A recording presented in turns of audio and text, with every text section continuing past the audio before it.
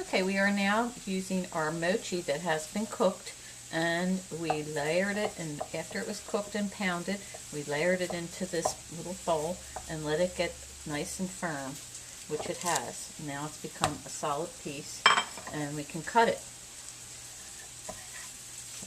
and make it into little cooked pieces. You can deep fry it, or you can pan saute it.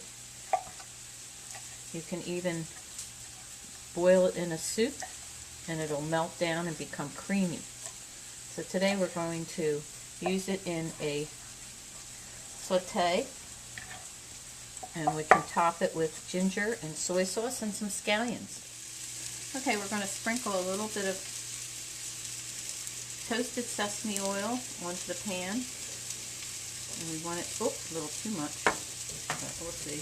We want it to become every area gets some oil. So the pan has been warming up so that now that it is hot, the oil will spread very evenly. But I do have a little too much oil in, so I'm going to just pour a little off. That's all you do when you have too much.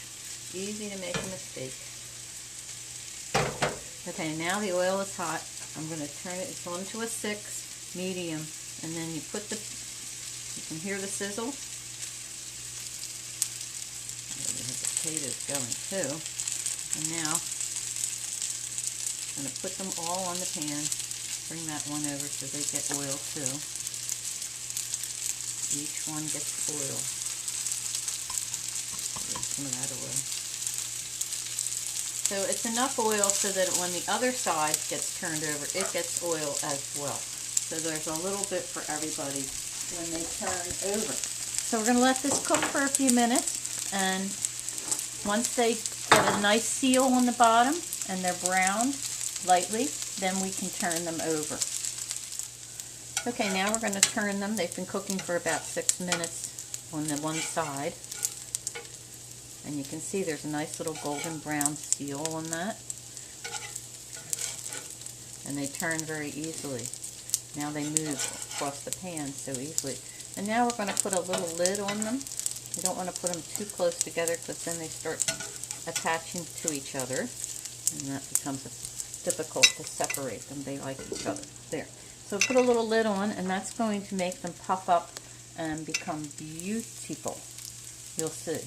Okay, these mochis are now done, and they've puffed up a bit and are just very crispy on the outside and tender on the inside, and that's what you want. So we're going to also make a little dressing. I've turned the pan off, let it stay warm, and we'll make a nice dressing over here. Is there grapes and ginger.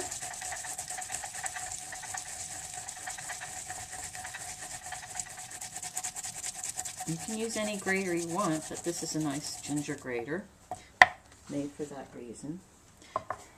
And what we'll do is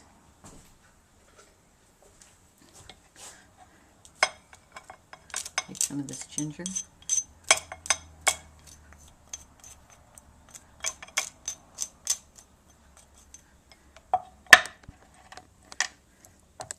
clump it together, and you can just squeeze out the juice. See, all that juice comes out. You can have a little bit of residue of the ginger. And then we're going to add a little bit of soy sauce.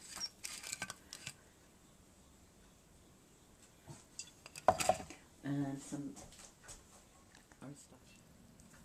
And then we're just going to add a little bit of water, hot water, to the broth.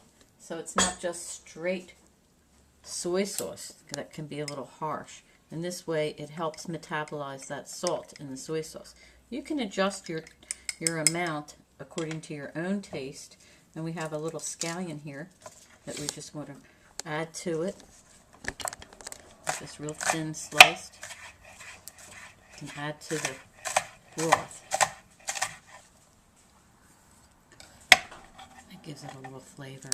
Also, if you want, you can add a little bit of scallion thinly sliced to serve as garnish over our mochis. And then we have a little dip. And there you have a mochi with a little dip. You just dip it in and eat. Very delicious.